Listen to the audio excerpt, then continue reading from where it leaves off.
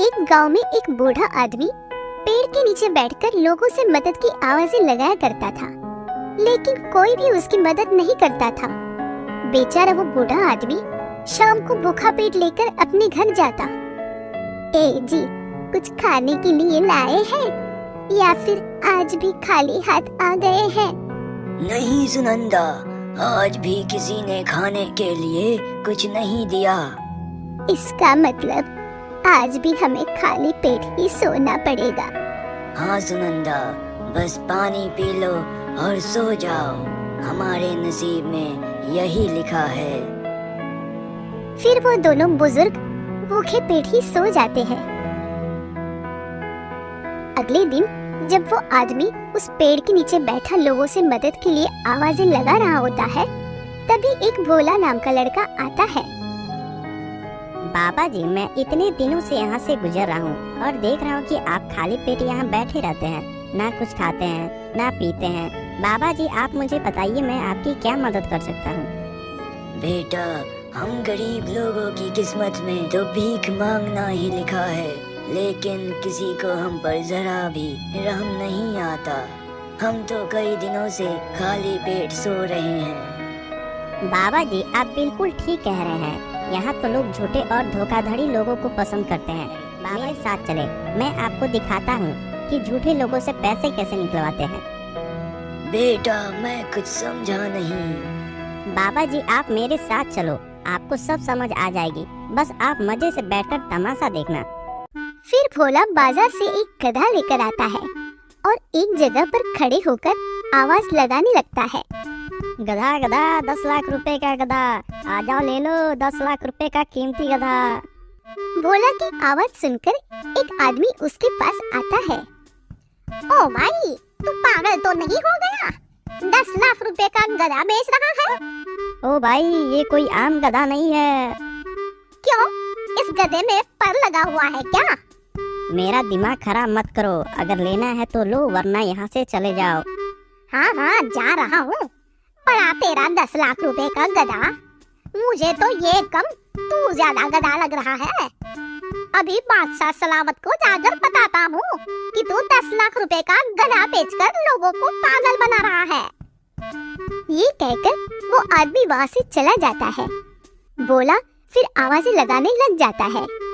गधा, 10 लाख रुपए का गधा, 10 लाख रुपए का गधा ले जाओ, ये ऑफर सिर्फ अभी के लिए है। आदमी बादशाह सलामत के पास आता है, तभी बादशाह उसे कहता है, क्या हुआ हमारे वजीर को, क्या परेशानी है? बादशाह सलामत, आपकी सल्तनत में लोगों के साथ धोखा किया जा रहा है। वजीर, ये तुम क्या कह रहे हो? हमें अपने कानों पर यकीन नहीं आ रहा है। हमारी सल्तनत में हमारे लोगों के साथ धोखा, ये कौन कर रहा है? बादशाह सलामत, एक लड़का बाजार में खड़ा होकर 10 लाख रुपए का गधा बेच रहा है। क्या? 10 लाख रुपए का गधा? वो गधा क्या सोने का गोबर करता है जो उसे 10 लाख रुपए का दे रहा है? महारानी, इस वजह से तो मुझे उसके ऊपर गुस्सा आया है कि आपकी हुकूमत में आपके ही इलाके में लोगों को उल्लू बनाया जा रहा है।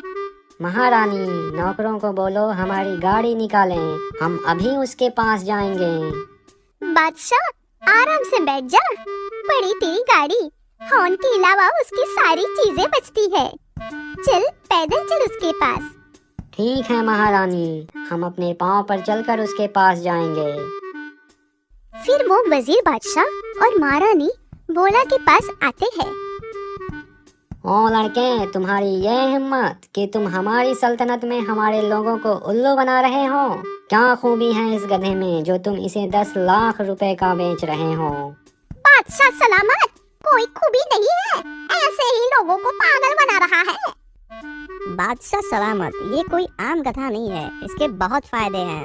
क्या फायदा है? क्या ये चारा खाकर पटाखे मारता है? मीठे बादशाह, मुझे तो लगता है ये लोगों को पागल बना रहा है, इसे गिरफ्तार किया जाए।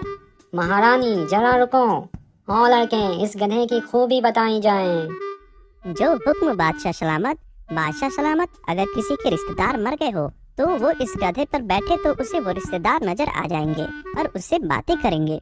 मतलब अगर किसी के बाप दादा मरे हो तो वो इस गधे पर बैठे तो उसे उसके पाप डाला नजर आ जाएगा क्या? जी हाँ, वो उसे जिंदा होकर नजर आएंगे।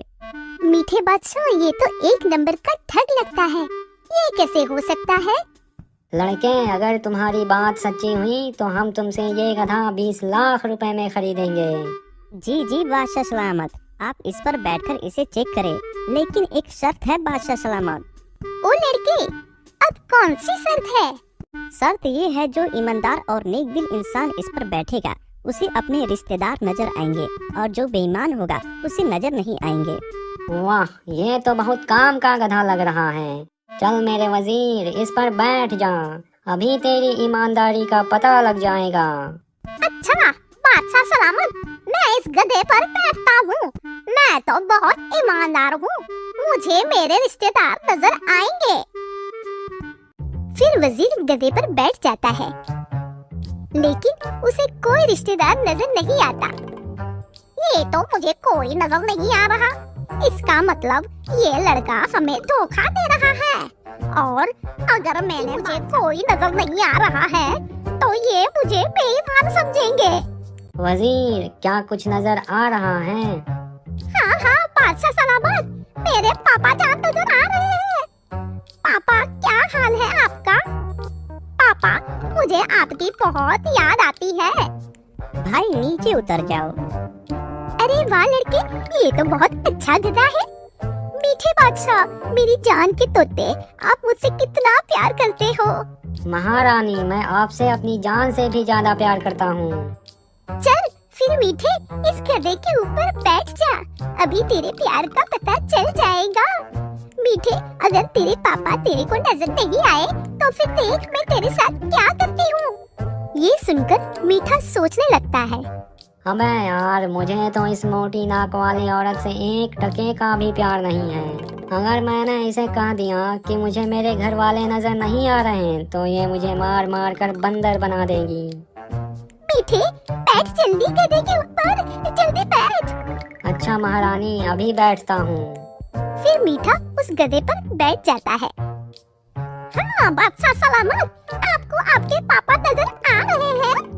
यार, देखने की कोशिश तो कर रहा हूँ, लेकिन अभी तक कोई नजर नहीं आ रहा है। ये क्या कह रहा है मीठे? तेरे पापा नजर नहीं आ रहे? इसका मतलब आ गए नजर, पापा नजर आ गए। रानी, बादशाह सलामत को पापा नजर आ रहे हैं।